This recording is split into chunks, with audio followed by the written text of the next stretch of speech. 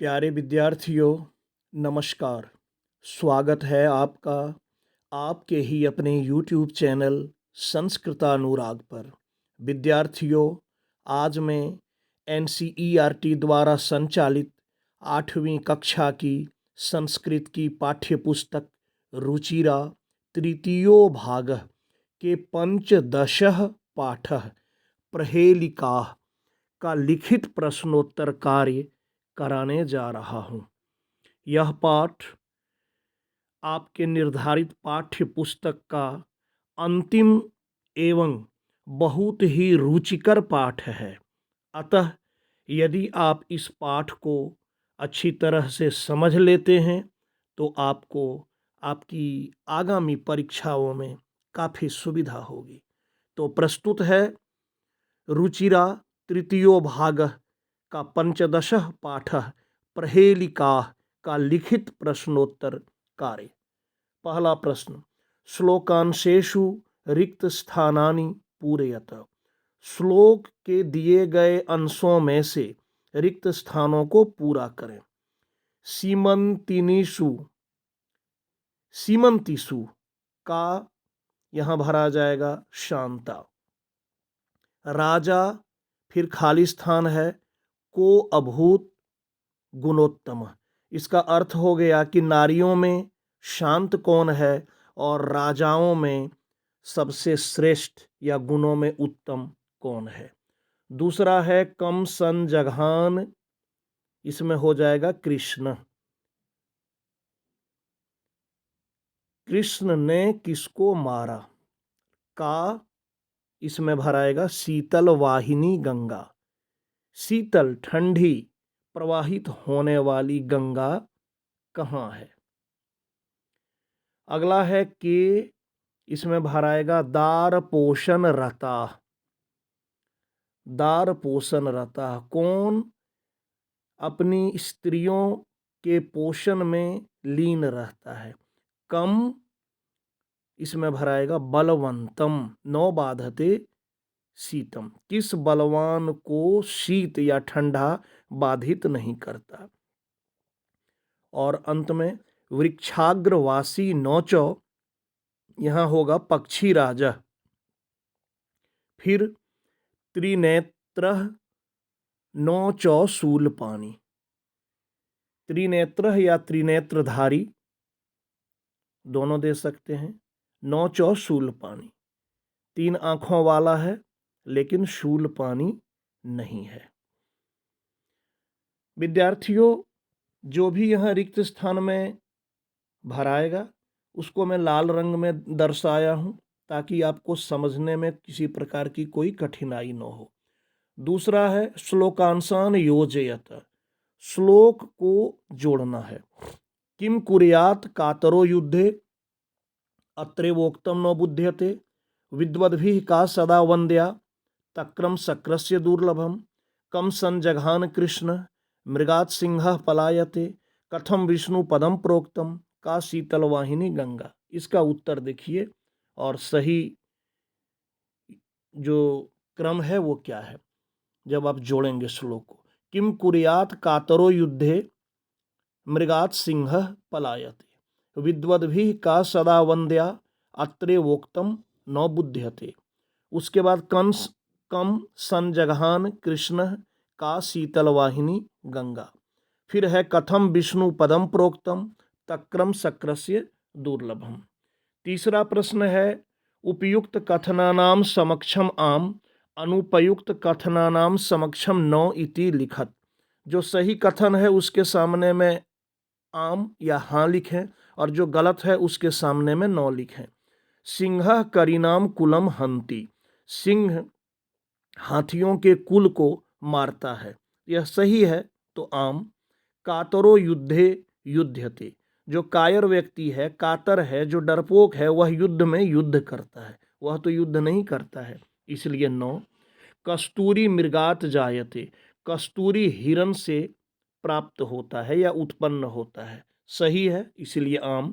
मृगात सिंह पलायते, मृग से हिरण से सिंह भागता है, यह गलत है इसलिए नौ। कंसह जघान कृष्णम, कंस ने कृष्ण को मारा, यह गलत है इसलिए 9।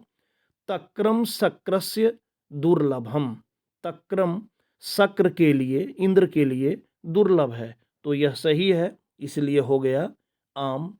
और अंत में है जयंतः कृष्णस्य पुत्र, जयंत कृष्ण का पुत्र है, ये गलत है क्योंकि जयंत शक्र का पुत्र है, इंद्र का पुत्र है, तो हो गया 9। चौथा में है संधि विच्छेदम पूरयत, करिनाम कुलम, इसमें हो जाएगा करिनाम जोड़ कुलम। फिर है को अभूत, कह जोड़ अभूत। उसके बाद है अत्रेवोक्तम, अत्रेव जोड़ उक्तम। फिर है वृक्षाग्रवासी, वृक्ष जोड़ अग्रवासी। उसके बाद है त्वग वस्त्रधारी, तो त्वक जोड़ वस्त्रधारी। और अंत में है विभ्रन्न, इसका होगा विभ्रत जोड़ 9। पांचवा प्रश्न में कह रहा है अधोलिखितानाम पदानाम लिंगम विभक्तिम वचनं च लिखत, नीचे लिखे गए पदों के लिंग विभक्ति और वचन लिखें। एक उदाहरण दिया है करी नाम, पुल्लिंग है, षष्ठी बहुवचन। अब देखिए कस्तूरी स्त्रीलिंगम, प्रथमा एक वचनम। फिर है युद्धे पुल्लिंगम, सप्तमी एक वचनम। उसके बाद है सीमंतीसु स्त्रीलिंगम, सप्तमी बहुवचनम। बलवंतम पुल्लिंगम, द्वितीया एक वचनम। शूलपाणि पुल्लिंगम, प्रथमा एक वचनम। और शक्रस्य पुल्लिंगम, षष्ठी एक वचनम। अब प्रश्न संख्या 6 पर आते हैं। इसमें कह रहा है विलोम पदानि योजयत, विलोम पद को, ऑपोजिट वर्ड को जोड़ना है। पहले प्रश्न को देखिए, जायते शांता, वीरः पलायते, अशांता म्रियते, मूर्खेः कातरः, अत्रैव विद्वद्भिः आगच्छति तत्रैव। उत्तर देखिए, जायते, जायते का अर्थ होता है जन्म लेता है, इसका विलोम हो गया म्रियते, मरता है।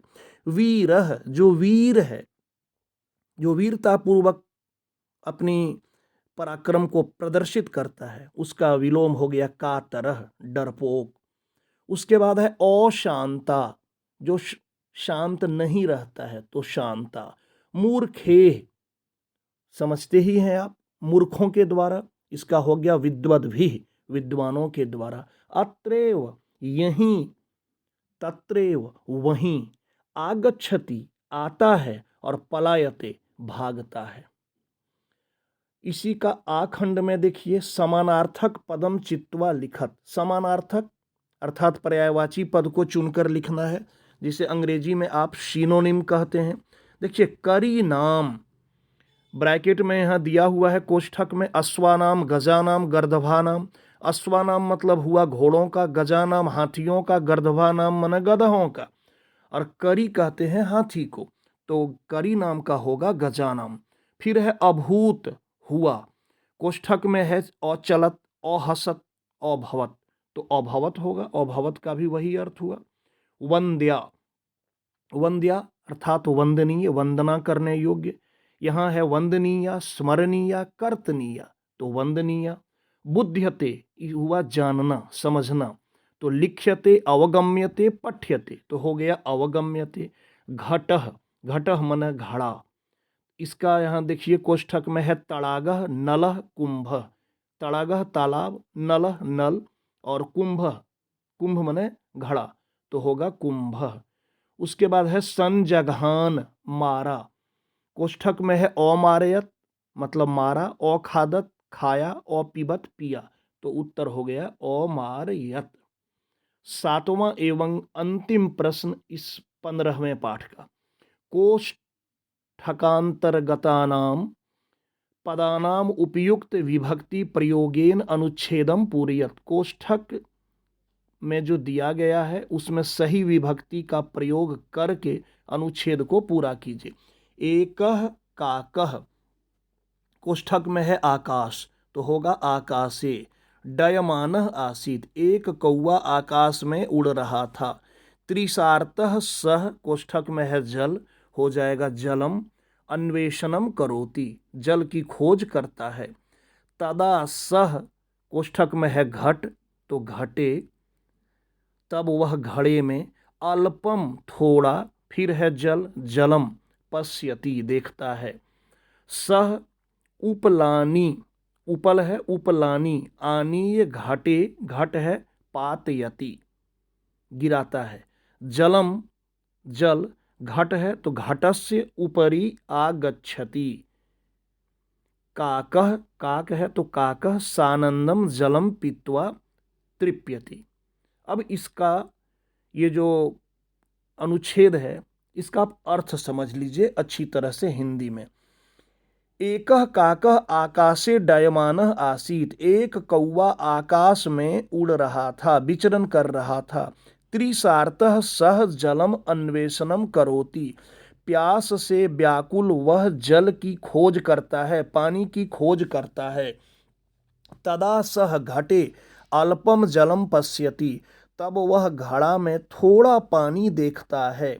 सह उपलानी आनीय, वह पत्थर के टुकड़ों को लाकर घटे पातयति, घड़े में डालता है। जलम घटस्य ऊपरी आगच्छति, पानी घड़े के ऊपर आ जाता है। काकः सानंदम जलम पीत्वा तृप्यति, कौवा आनंद के साथ पानी पीकर तृप्त होता है। तो ये था आज के इस पाठ का लिखित प्रश्नोत्तर कार्य। उम्मीद करता हूँ आपको काफ़ी अच्छा लगा होगा। तो प्यारे विद्यार्थियों, अगर आपको आज का मेरा यह वीडियो पसंद आया हो तो कृपया इसे आप लाइक, कमेंट एवं शेयर करके मुझे प्रोत्साहित करने का कार्य करें, ताकि आगे आपके लिए मैं और भी बेहतर एवं उपयोगी वीडियो बनाने का कार्य करता रहूं। साथ ही मेरे इस चैनल संस्कृतानुराग को यदि आप अब तक सब्सक्राइब नहीं किए हैं तो इसे आप अवश्य सब्सक्राइब कर लें एवं नोटिफिकेशन को भी ऑन कर लें, ताकि मेरे द्वारा इस चैनल पर अपलोड किए गए प्रत्येक वीडियो की सूचना सर्वप्रथम आपको प्राप्त हो सके। आज के लिए इतना ही। आप सबों को आपकी आगामी परीक्षाओं के लिए मेरी ओर से, मेरी यूट्यूब की जो चैनल है संस्कृतानुराग, इसके ओर से आप सबों को हार्दिक शुभकामना। आपकी परीक्षा अच्छी तरह से संपन्न हो। आपको अनेकानेक धन्यवाद।